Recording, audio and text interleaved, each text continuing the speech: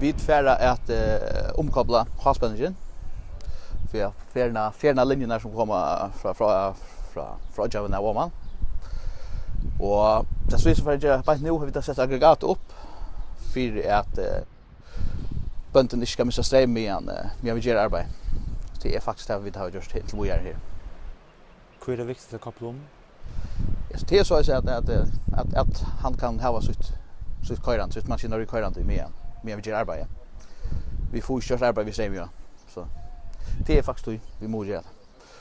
Vi sätter ett aggregat upp här som för att försvinna. Vi kopplar om, sätter det här in, tar så för att försvinna med igen med arbete.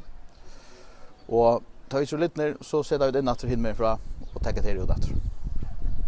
Så hvis allt går rätt atlan så vet han inte nökrarna. Vad gör det aggregat? Det är framläggsdrev. Det är bara motorer som framläggsdrev. Så det har vi faktiskt stämt för vi ska först stämt för Sundsviken nu. Så sätter det här stämt 4 och tar ström väck från eller kopplar ur från Sundsviken och hämtar vägen. Och ja, så det är en stämt 4.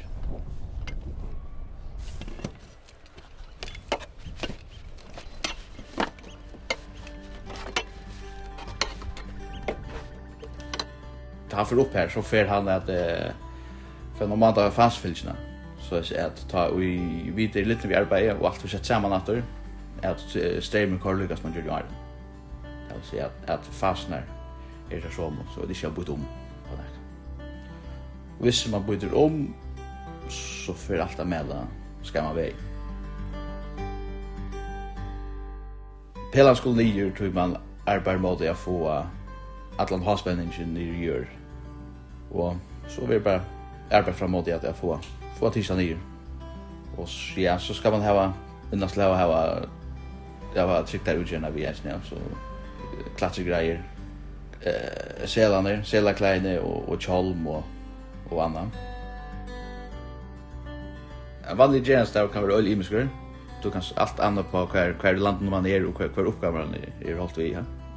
Du kan stäcka kablar in där och vi fjällen en annan där. Och vi arbetar av mednörsnum så det är allt landet bort sig från Solröden. Så du kan se i Myksnes eller i Fokle eller i Havn, alla vägen runt. Jag ska erbjuda vi det här kan vara allt från att från veckor inte vill ta så lite vilja och så är det att få allt samskipa rätt. Att vi kunde börja så att bönten inte ska avskansa dagligen. Så han kommer få så mycket till den. Tar man kommer igen fjällen så det första man ska göra är att börja arbeta till att föra upp att en arbetsgöra.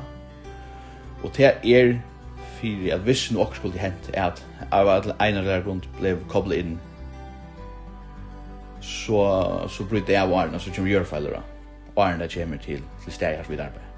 Så det är inte räcka mannen som arbetar. Det är väldigt spännande arbete. Det kommer in en annan ting som vanliga elektriska inte gör lagligt.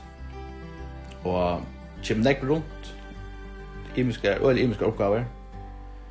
Allt från bäg från havspänning och lastspänning och pelar och mastrar och tunnlar och man kommer alla vägen så det är spännande, väldigt spännande.